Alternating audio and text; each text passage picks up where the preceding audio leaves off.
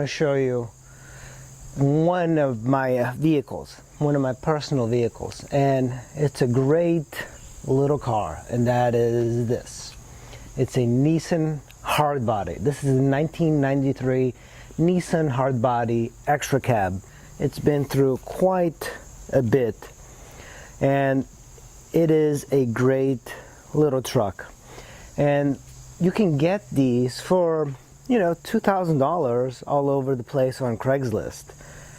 And of course it depends on the condition. This one, it's not the original paint, it's not original anything. It's had quite a bit of work. It's got oversized wheels. This is actually a two-wheel drive pickup truck, and it's got the lifted wheels. It actually helps with work. This is a work truck, and I never thought I'd be needing a pickup truck because, you know, the ride on this is not very good. The fit and finish is not very good, but it is a really good truck for the price that you pay for. So it is a pretty decent looking truck, and it's called, you know, it's the segment is a mini truck. They don't make pickup trucks this small anymore, and the closest competitor is the Toyota Tacoma. The Toyota Tacoma fetches for way more money than the Nissan Hardbody. So after the Nissan Hardbody, they made the Frontier, and the Frontier is a little bit more expensive, but I think that I prefer this Hardbody.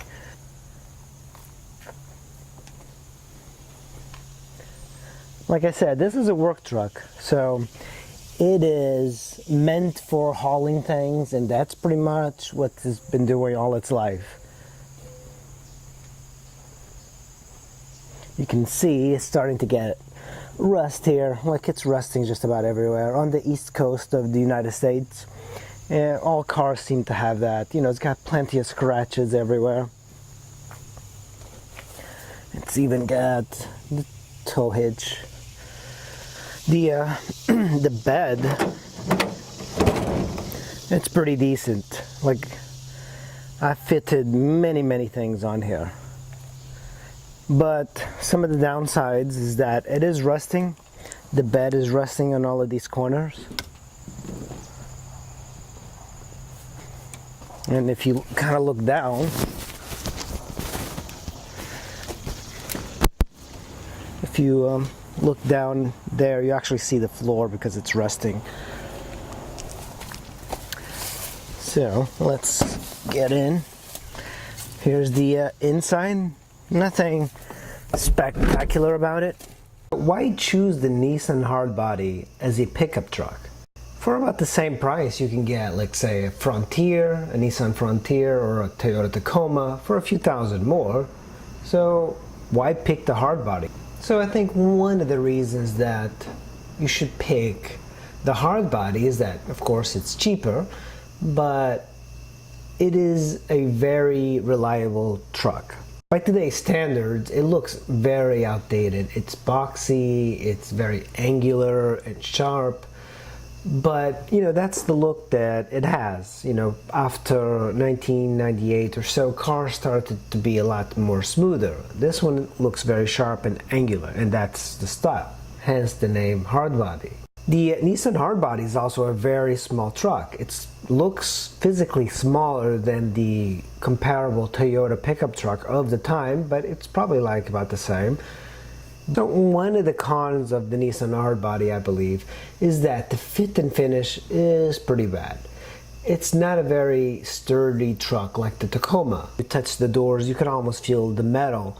And I got this truck fairly new. I believe it had 20,000 miles on it. But when you compare it to the Tacoma of the time, the Tacoma, you knew right away that it was built a little bit better.